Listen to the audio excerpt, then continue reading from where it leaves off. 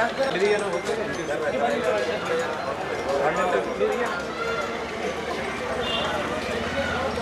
తెలంగాణ, జై తెలంగాణ. కేసీఆర్ గారి నాయకత్వం, కేసీఆర్ గారి నాయకత్వం, ఉపసర్ గారి నాయకత్వం, అనిల్ గారి నాయకత్వం. జై టీఆర్ఎస్, జై టీఆర్ఎస్.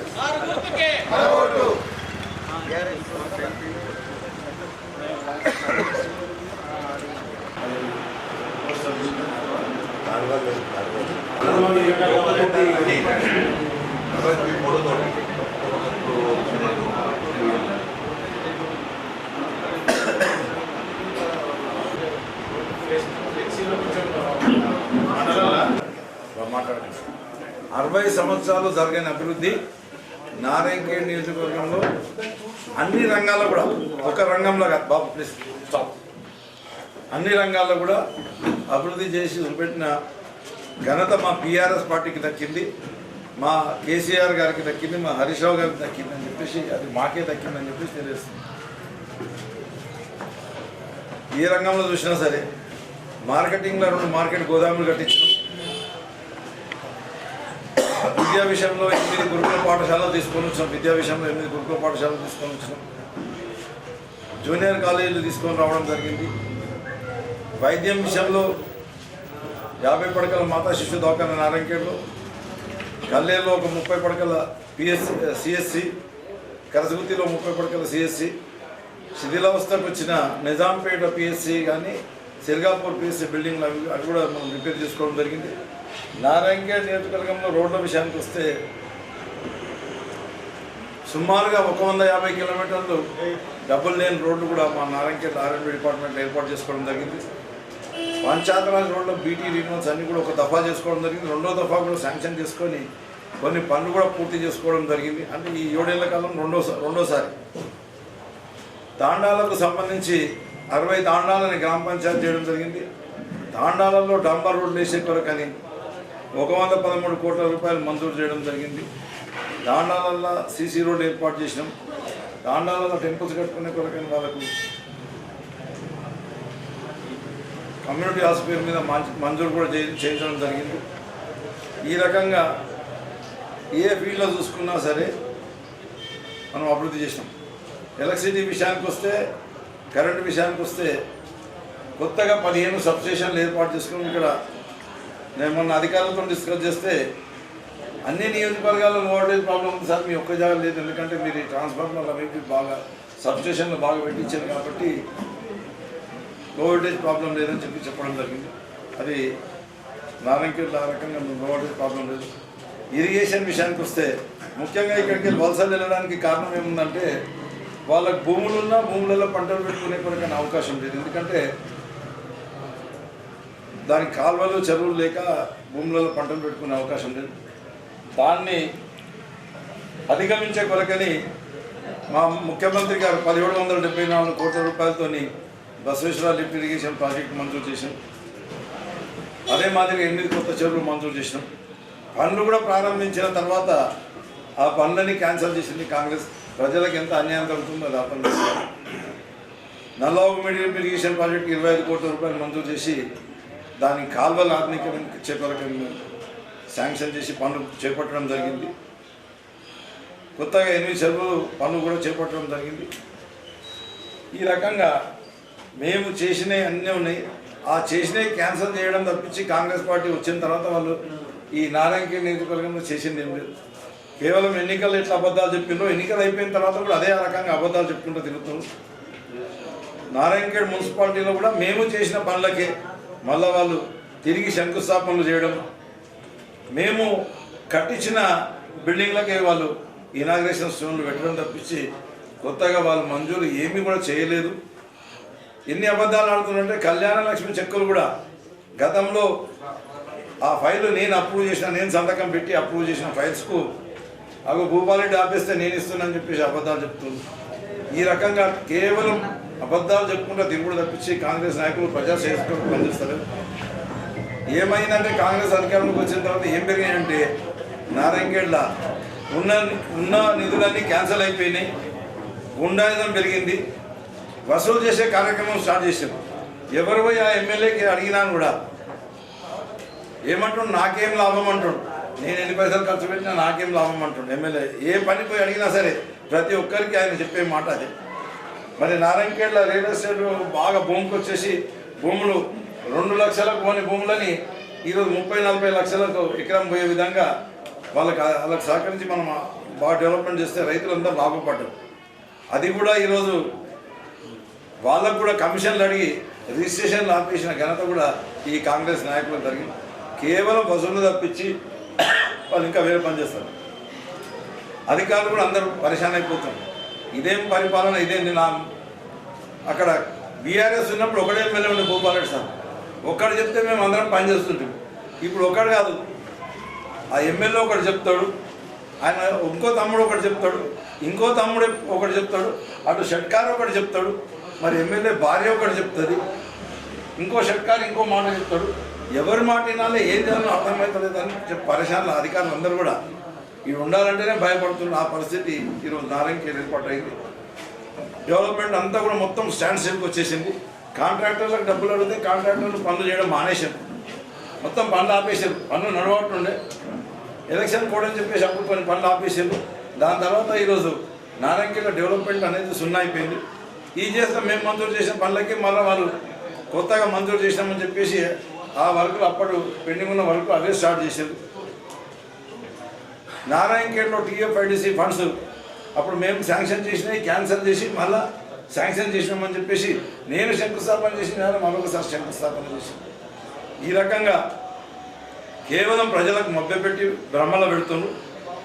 కాంగ్రెస్ పార్టీ టోటల్గా మన రాష్ట్రంలో కూడా టోటల్గా ఫెయిల్యూర్. వాళ్ళు 6 గ్యారంటీలు అని చెప్పినారు. 6 గ్యారంటీలలో ఏ గ్యారంటీ నడుస్తుందని అంటే ఉద్దరు నడిచే గ్యారంటీలు మాత్రమే నడుస్తున్నాయి. ఆర్టీసీకి డబ్బులు ఇవ్వకుండా ఫ్రీగా నడిచేది. అదే మాదిరిగా అదేదో ఇన్సూరెన్స్ చేస్తామన్నారు కానీ ఇప్పటివరకు ఆ ఇన్సూరెన్స్ అది ఏమన్నారు, ఆరోగ్యశ్రీ పెంచుతామన్నారు. ఇప్పటివరకు ఏ దవాఖానలో పోయినా ఆరోగ్యశ్రీ మీద ఒక పేషెంట్ కూడా అడ్మిట్ చేసుకుంటాడు. వాళ్ళ మీద నమ్మకమే లేదు. మళ్ళీ రైతు బంధు 9 తారీఖు ఇస్తామన్నారు. తర్వాత మళ్ళీ 3 వాయిదాలు పెట్టారు. 15 ఫిబ్రవరి అన్నారు, 28 ఫిబ్రవరి అన్నారు, ఈరోజు 15 మార్చి అన్నారు. 15 మార్చి కూడా ఈరోజు 13 మార్చి.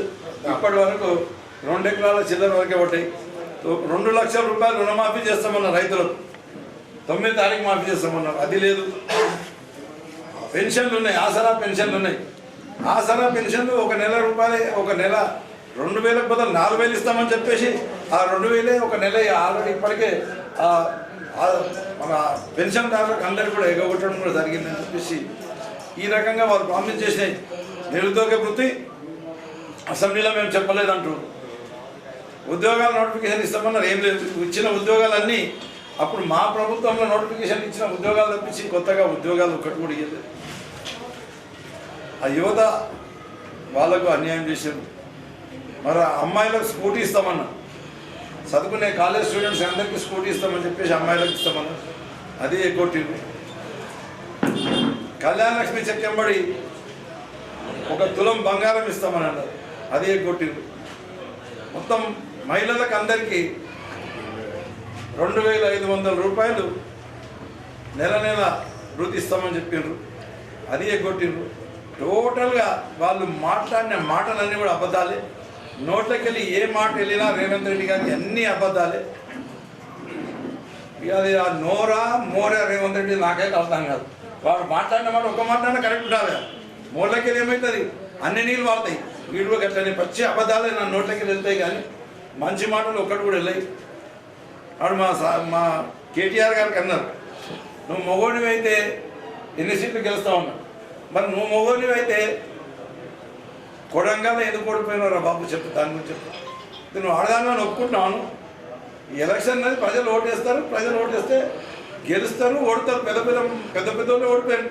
రాహుల్ గాంధీ ఓడిపోయాడు, ఇందిరాగాంధీ ఓడిపోయింది, ఎన్టీ రామారావు ఓడిపోయింది, మొన్న కామారెడ్డిలో ఈ రేవంత్ రెడ్డి కూడా ఓడిపోయాడు కదా. మరి ఆడోడా? ఆ రకంగా మాటలు బంద్ చేసి ప్రజల శ్రేయస్సు కొరకే కాంగ్రెస్ పార్టీ పనిచేయాలి. ఈరోజు ప్రజలు కాంగ్రెస్ పార్టీ చేస్తున్న అన్యాయాన్ని ఎదిరించి కాంగ్రెస్ పార్టీని బీఆర్ఎస్ పార్టీ కొట్టేసి కాంగ్రెస్ పార్టీని ఓడగొడితేనే రేపటికి వీరు ఇచ్చిన గ్యారంటీలు కూడా అమలు చేస్తారు, లేకపోతే వాళ్ళ గ్యారంటీలు కూడా అమలు చేయరు. మేము ఏది చేసినా కూడా తెలంగాణ ప్రజలు సహిస్తారని చెప్పేసి ఆ గ్యారంటీలు కూడా అమలు చేయరు. కాబట్టి ఆ గ్యారంటీలు అమలు చేసే కొరకని మరి సంక్షేమ ఫలాలు ప్రజలకు అందాలంటే తప్పకుండా ప్రతి ఒక్కరు కూడా బీఆర్ఎస్ పార్టీకి ఓటేసి కాంగ్రెస్ పార్టీకి బుద్ధి చెప్తేనే అప్పుడు కాంగ్రెస్ పార్టీ తలలోకి వాళ్ళు ఇచ్చిన వాగ్దానాలను కూడా నిలబెట్టుకునే ప్రయత్నం చేస్తారు.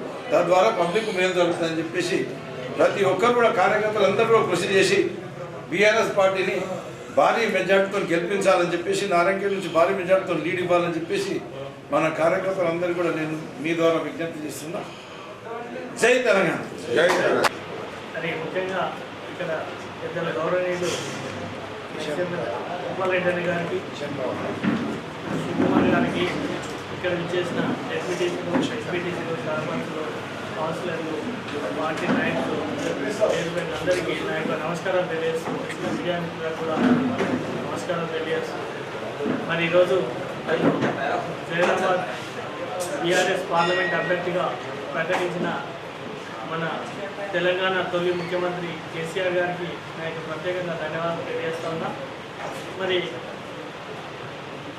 ఇక్కడ నన్ను అభ్యర్థిగా ప్రకటించి ఇక్కడికి పంపించడం జరిగింది.